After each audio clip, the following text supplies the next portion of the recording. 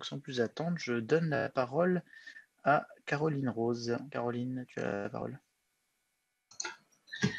Merci Pierre, merci Monsieur le Président. Est-ce que vous m'entendez correctement? Oui, tout à fait. Oui, tout à fait. Donc l'accord entre l'Union européenne et les Seychelles est un accord de pêche très important, le 5e plus important des accords de pêche signés par l'Union européenne et aussi le plus important dans l'océan Indien. C'est d'ailleurs la clé de la présence de la flotte européenne dans l'océan Indien. Malgré la crise actuelle, il est important que le Parlement puisse se pencher et examiner cet accord de pêche. Je voulais tout d'abord remercier donc le président, le secrétariat de la commission pêche et les groupes politiques qui ont fait en sorte que la procédure d'approbation puisse être accompagnée d'une résolution. J'ai travaillé depuis plusieurs semaines pour comprendre au mieux cet accord. J'ai rencontré divers acteurs, des ONG, ainsi que la commission qui a pris le temps de répondre à mes questions sur cet accord. Les points importants de cet accord, c'est qu'il prévoit des possibilités de pêche pour 40 tonniers à scène coulissante et 8 palangriers de surface. L'Union européenne, en contrepartie, verse 5,3 millions d'euros par an, dont 2,8 millions pour l'appui sectoriel, plus la contribution des armateurs estimée à 26,4 millions d'euros sur les 6 ans qui correspondent à la durée du protocole. En comparant l'accord de 2006 et celui de 2020, je constate qu'il y a des avancées qui ont été faites et c'est quelque chose que je salue.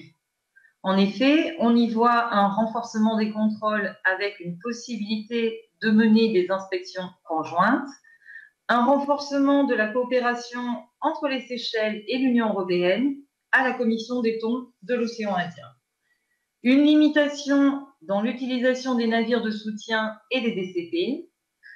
Au niveau de la transparence, une obligation pour le gouvernement des Seychelles de publier l'ensemble des accords de pêche qu'il signe avec des tiers, ce qui est un bon point.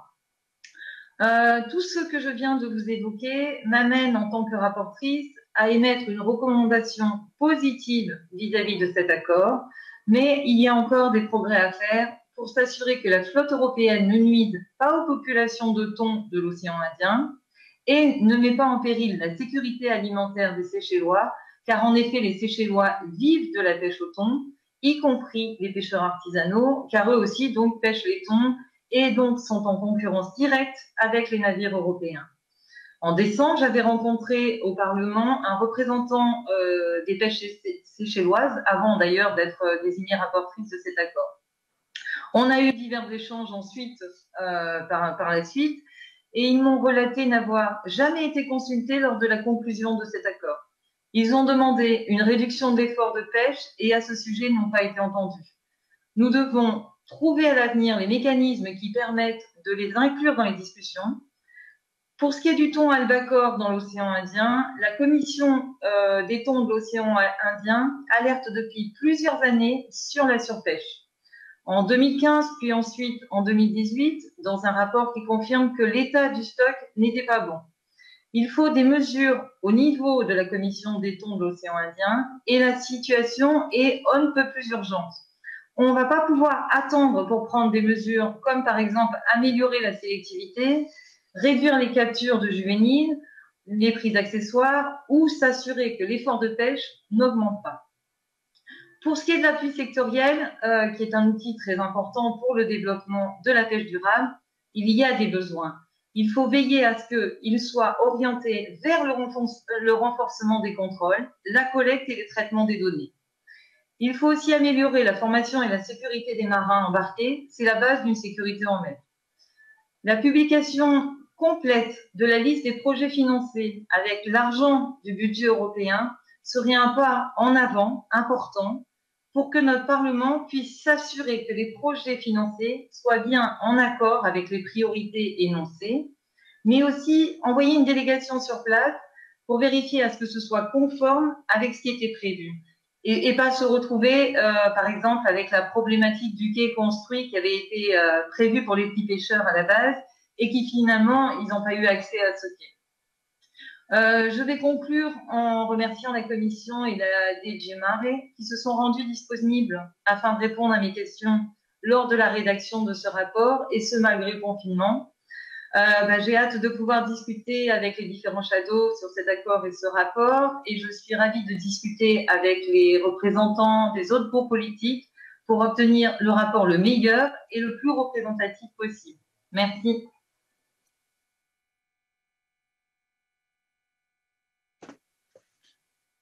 Merci Caroline pour cette présentation et les éléments d'appréciation que vous nous avez apportés.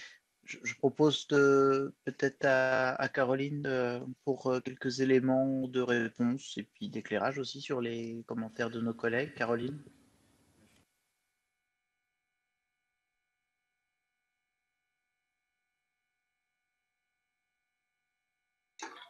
Vous m'entendez? Oui, oui. Oui.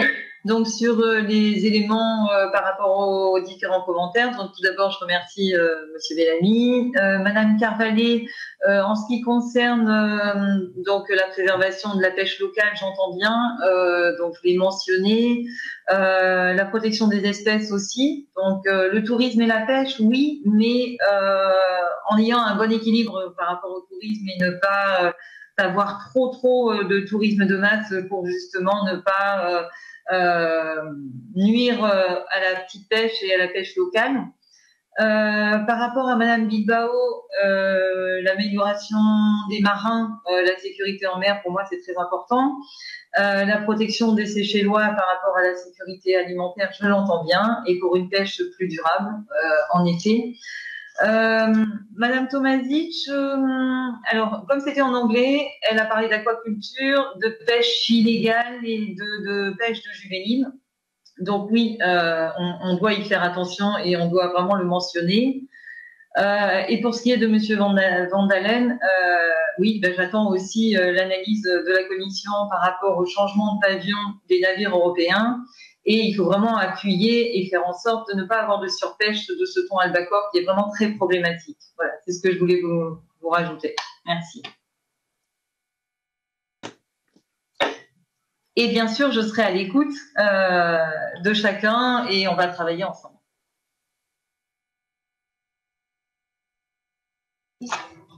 En fait, oui, j'ai entendu ce qu'a dit la Commission par rapport à la pêche locale, le Covid, les formations, etc. Je voudrais relever plusieurs points, en fait, par rapport à la surpêche. On va faire. Le problème, c'est qu'on en a parlé en 2015, ça a été soulevé en 2015, puis en 2018.